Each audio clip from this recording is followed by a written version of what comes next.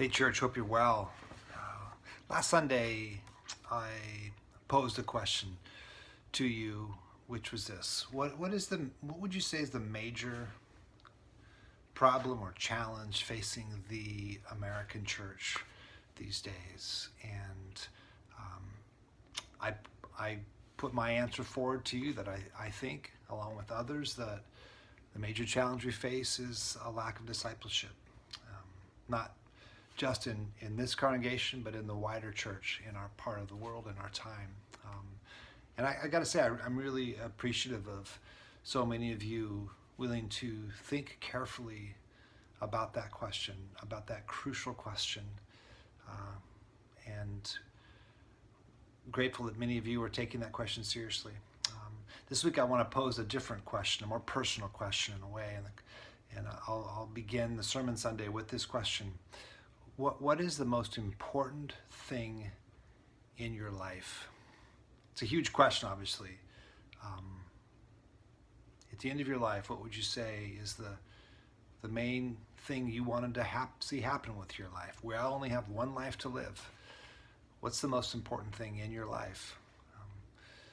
To just a simple example, if you, I recently had a week of vacation, and somebody asked me, my wife actually, what's the thing that we want to get out of this vacation? What's the most important thing about this week? And you could give a lot of answers. Well, this week, my main thing with this vacation is I want to rest. I want to come out of this week really, really rest. I want to sleep. I don't want to do anything. I just want to lay on the beach or whatever. I want to rest. Or the main thing I want of this vacation is I want to go out and adventure. I want to see some things. I want to travel. I want to have new experiences that I don't get to normally have when I'm working. Or it might be, I really need to catch up on things around the house that have gotten behind. That's the main goal for vacation. But, it'd be good if you went into a week of vacation thinking, what's the main thing I want to get out of this week? In a much more important sense, what's the main thing, the most important thing in your life? What do you want to get out of this life? I find it incredible that lots and lots of people never really stop long enough to carefully consider the question. We just move through life without ever really being intentional about trying to answer that question. I would love in the next couple days before Sunday if you would think about that. Maybe even spend some time writing about that or praying about that. What is the most important thing in my life? At the end of my life, what would I, above all else, what would I like to see my life invested in, or to become, or to whatever? Our text for Sunday is very short, Matthew chapter 8, verses 18 to 22. It's two very short encounters Jesus has with, first, a person who wants to become his disciple, and then a second person who is his disciple but isn't quite sure about how committed he wants to be. And they're very short, but they are. There's a lot to learn here. In a way, Jesus is trying to help us discern between those who are curious about him and those who are committed to him. It gets back to this question about what is the most important in your life, and how does Jesus fit into that equation? How does he fit into that answer?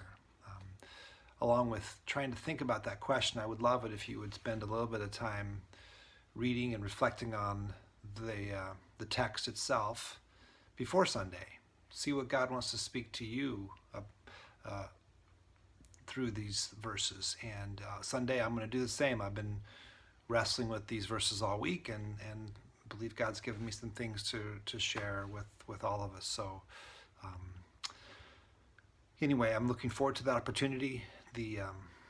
With the rise in this new variant with COVID, I get it. There's a lot of us that maybe aren't feel comfortable yet, or again, coming back in person, and I understand.